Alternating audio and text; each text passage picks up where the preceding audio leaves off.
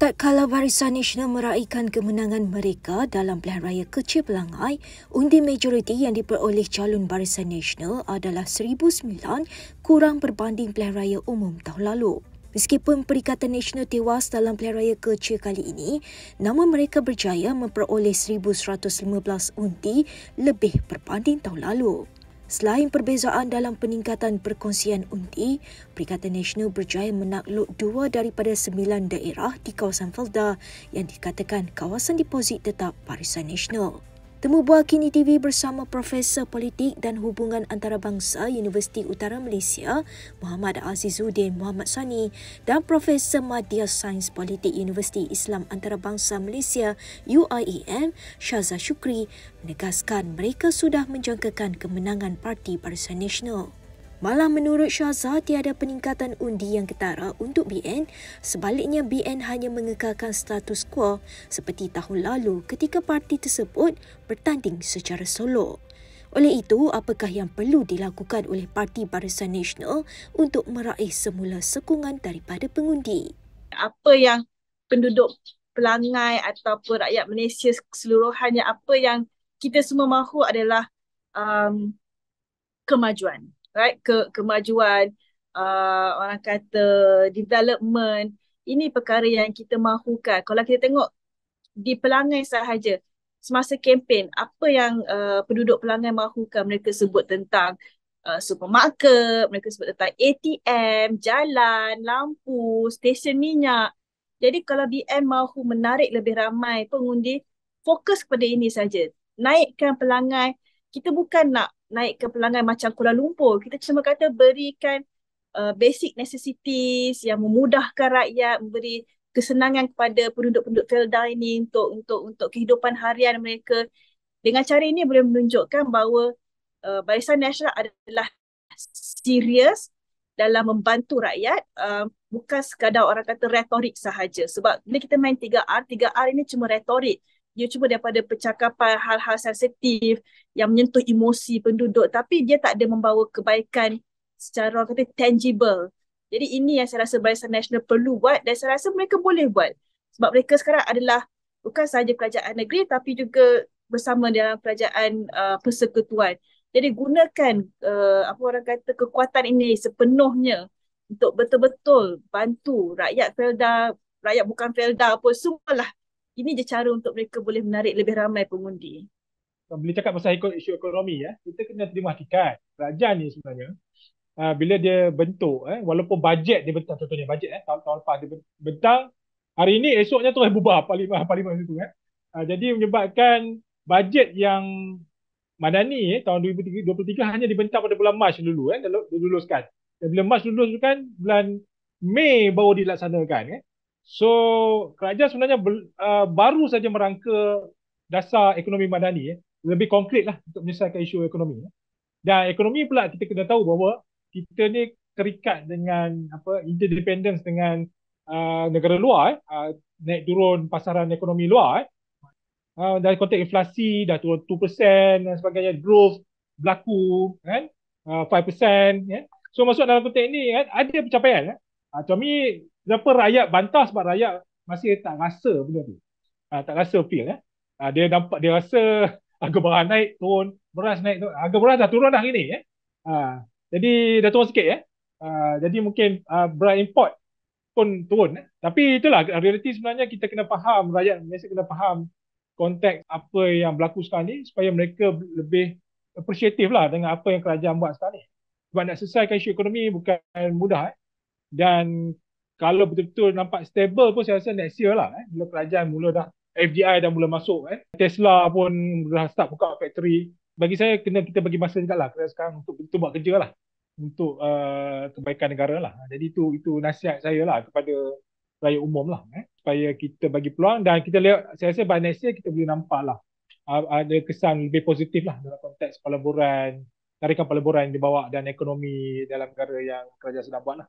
Media mendapati kebanyakan anak muda yang menetap di bandar lebih cenderung memilih Perikatan Nasional sehingga mampu menembusi kubu Barisan Nasional di Felda. Syahzal turut menjelaskan golongan tua masih setia memilih Barisan Nasional gara-gara terhutang budi dengan jasa BN, namun perkara ini sama sekali tidak mempengaruhi pengundi muda. Azizuddin pula menegaskan golongan muda yang bekerja di bandar mudah terpengaruh dengan isu 3R kerana kebergantungan mereka untuk memperoleh maklumat di media sosial mempengaruhi pemikiran mereka. Bila bermainkan isu 3R menyebabkan rakyat takut dan mula bimbang dengan perancangan dan strategi ataupun dasarlah kerajaan yang menyebabkan mereka termakan dengan propaganda 3R tersebut. Tapi generasi yang kemudian ni kebanyakan mereka duduk di luar. Maklumat mereka berkenaan dengan kawasan banyak bergantung pada apa maklumat yang disampaikan melalui media sosial. Yang banyaknya kurang tepat dan ada banyak yang tak tepat. Jadi menyebabkan mereka senang terpengaruh. Khususnya dalam isu-isu macam kita sebutkan tadi, isu 3R. Jadi dia senang terpengaruh dan dia buat keputusan berdasarkan itu. Kerana mereka mungkin tidak merasai ketika awal dulu bagaimana nak broker kawasan-kawasan di sekitar tersebutlah. Saya rasa diberi sedikit masa, 3R sebenarnya mampu untuk mengubah keputusan sebenarnya. Saya perlu kata saya tidak sukalah penggunaan 3R itu, tapi itulah strategi kempen Perikatan Nasional kan menggunakan 3R itu dan malangnya ia berjaya untuk menarik undi orang Melayu. Naratif 3R itu sebenarnya berjaya bagi mereka. Dalam pilihan raya 6 negeri berjaya. Mereka mengekalkan Terengganu dengan tiada pembangkang. Kedah, Kelantan almost tiada pembangkang. Saya rasa mereka akan terus dengan strategi ini kerana ia telah terbukti berjaya buat masa ini. Saya harap Perikatan Nasional menjadi pembangkang yang lebih berwibawa, tapi ia mengambil lebih banyak masa, tenaga, sedangkan menggunakan isu 3R yang mudah, relatively cheap, memberi kejayaan, mereka akan terus menggunakan itu, saya rasa. Selepas Perikatan Nasional berjaya melakar kemenangan besar ketika pilihan raya di 6 buah negeri, Perikatan Nasional melabelkan Barisan Nasional tidak relevan. Bagaimanapun Azizuddin tidak bersetuju, malah menyatakan sebaliknya PN merupakan parti pembangkang yang gagal memainkan peranan dalam mekanisme semak dan imbang. Perikatan Nasional, mereka kena check and balance lah. Janganlah di parlimen asyik gaduh ya kan.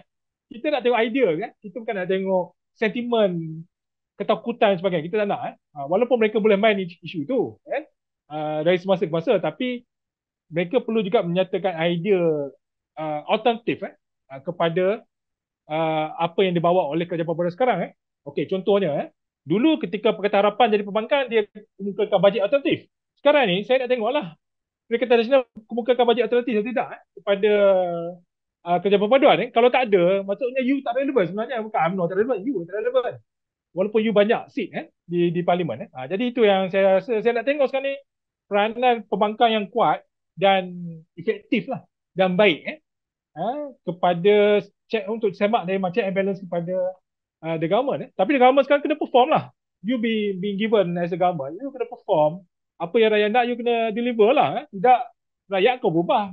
Memang UMNO kurang relevan. Saya takkan kata tidak relevan, mungkin kurang relevan. Mereka sedang mencari demografi Melayu mana yang akan menjadi pengundi mereka untuk PRU yang akan datang, PRU 16. Ini yang apa orang katakan cabaran untuk Barisan Nasional. Jadi apa yang berlaku di Pelangai, saya rasa ia memberi sedikit breathing space untuk Barisan Nasional. Inilah peluang untuk mereka come back together dan kata okey, masih ada lagi penyokong di luar sana. Kita perlu lihat, kita perlu strategize siapakah mereka, bagaimana untuk menarik perhatian mereka. Jadi saya rasa this is a bit of a turning point juga untuk Barisan Nasional kerana mereka telah buktikan mereka bukanlah 100% tidak relevan. Masih ada lagi pengundi mereka di luar sana. It's just sekarang a matter of mencari mereka dan memberi kepercayaan kepada mereka balik bahawa Barisan Nasional boleh membantu dan memberi yang terbaik kepada pengundi. Kesimpulannya, kedua-dua penganalisis percaya Barisan Nasional bergantung undi terhadap Pakatan Harapan untuk menang dalam pilihan raya dan kemenangan di Pelangai menunjukkan terdapat peningkatan jumlah penerimaan pengundi terhadap kerajaan perpaduan. Kemenangan itu di pihak Barisan Nasional kerana ada sokongan kaum B yang menerima. Kita jangan melihat dalam konteks negatif saja, yang lari, tapi juga melihat dalam konteks 7,000 tu menyokong BN tu, kerana mereka menerima, maksudnya mereka bukan saja menerima calon tu tapi juga menerima parti Barisan Nasional dan juga menerima konsep perjuangan kerajaan perpaduan. Jadi dalam konteks ini masih lagi berpihak lah kepada apa ni, maksudnya ada keyakinan dah mula muncul lah, dah kerjasama dalam kerajaan perpaduan dan juga menyokong calon dan juga terus mahukan Barisan Nasional kekal untuk menerajui lah Dewan Pelangai ini. Barisan Nasional sekarang ni telah berubah pendekatannya. Berubah arti kata pendekatan politik, bukan berubah. Sebenarnya konsep Barisan Nasional tu dia appealing pada multiracial. Tapi pendekatan politik yang dibawa oleh BN, particularly sejak 2013, GE13, lebih ke arah Melayu. Itu BN, itu menyebabkan MCA, MIC sukar mendapat sokongan. Tapi sekarang ni mereka balik kepada pendekatan yang sentris yang sebut tadi, bukan right. Bila sentris tu, dia mula appealing kepada orang bukan Melayu, dan orang Melayu bukan Melayu yang sebelum ni menyokong Pakatan Harapan boleh menyokong BN pula semula. Jadi ini yang mereka nak sebenarnya. Bila orang bukan Melayu dah boleh buka minda bagi sokongan pada BN dan melihat pendekatan BN dah mesra perpaduan dan juga dia sentris. Itu yang penting tau. Pendekatan politik sentris.